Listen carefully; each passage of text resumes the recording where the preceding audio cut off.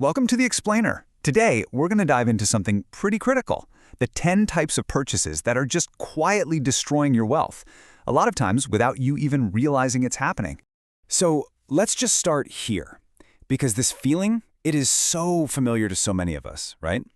You look at your bank account, you haven't bought a car, you haven't gone on some crazy vacation, but that feeling of actually getting ahead, it's just not there. And look, this feeling, it doesn't come from one big screw-up. It's more of a confusion, right? It's that sense that your money is just kind of vanishing into thin air. It's all those little tiny transactions that feel like nothing at the time, but they all add up to this one giant invisible problem. And that really gets to the heart of the matter. The real danger to your finances, it's not some huge catastrophic mistake, like hitting an iceberg. No, it's the thousands of tiny little leaks that you barely even notice. But over time, they can absolutely sink the whole ship. Okay, so what are these real wealth killers? Well, to figure that out, we've got to challenge a pretty common belief about where our money is actually going. And I'll tell you right now, it's probably not where you think it is. You know, we're always told to worry about the big stuff, the expensive car, that fancy vacation. But what the source material shows is that the real damage, it's coming from the complete opposite end of the spectrum. It's the small, frequent, and, totally normal stuff that we just don't even think twice about. So these little wealth killers, they tend to group together. You got your daily convenience stuff, the morning coffee, the takeout lunch. Then you got automated drains, all those subscriptions you signed up for and totally forgot about. And of course, there's a lifestyle creep. That's when your spending magically goes up every time you get a raise. And finally, those high-cost habits that lock you into big payments. Put them all together, and yeah, they keep you stuck. But what's the real cost here? Let's actually run the numbers. Because this is where things get, well, pretty shocking, honestly. This is where you see the hidden price tag on these little habits.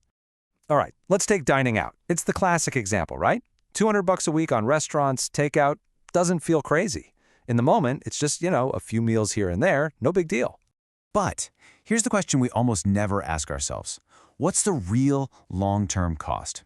I mean, what if that money wasn't just spent? What could it become if you put it to work for you instead?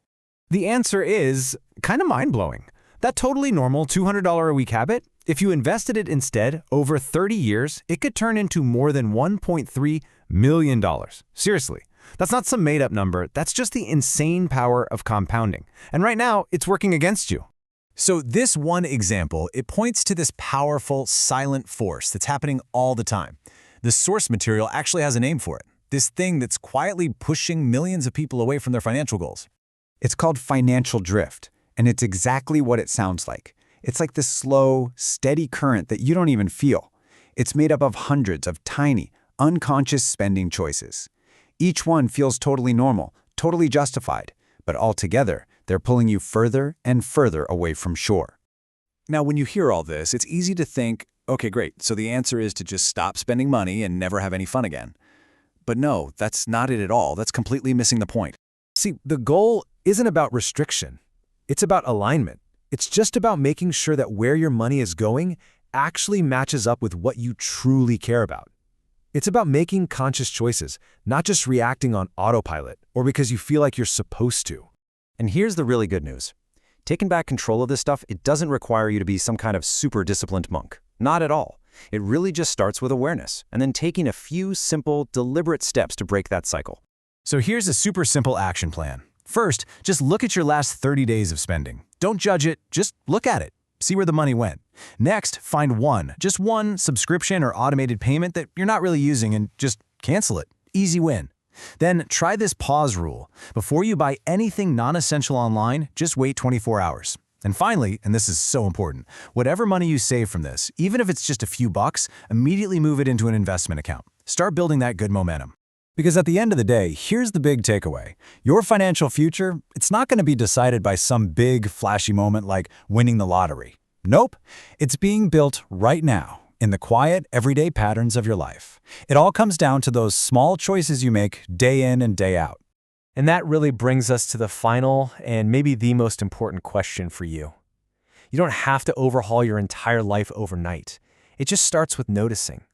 So thinking about your own habits, what's just one small pattern, something you barely even think about, that you can change starting today?